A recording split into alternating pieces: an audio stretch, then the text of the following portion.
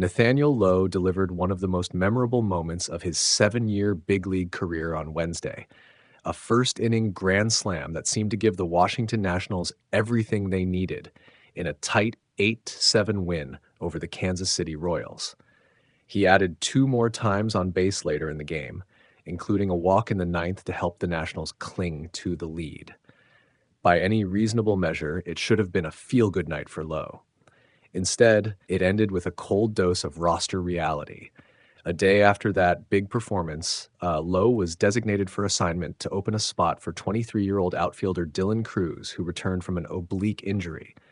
The move underscores how ruthlessly transactional baseball can be, and why teams frequently make choices that look harsh in the short term. Lowe, 30, has had a solid major league career, providing a left-handed right field first base bat who can drive the ball and hold up against right-handed pitching.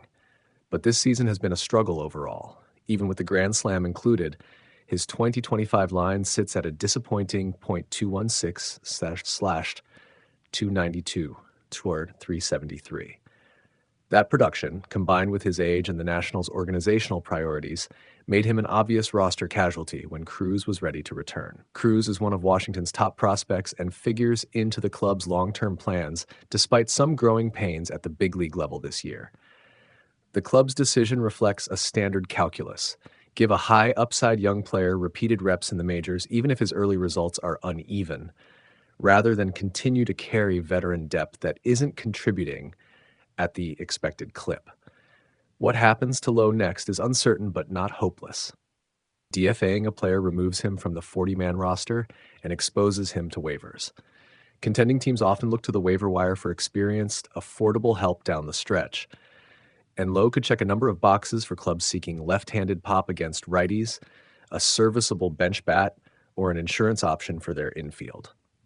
He has a career track record and, this season, a respectable 104 WRC plus against right-handed pitching, which could make him attractive as a platoon piece.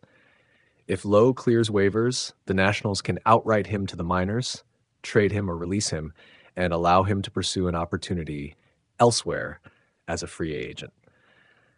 Any of those outcomes would be disappointing for Lowe after the high of Wednesday's game, but they would also present different paths.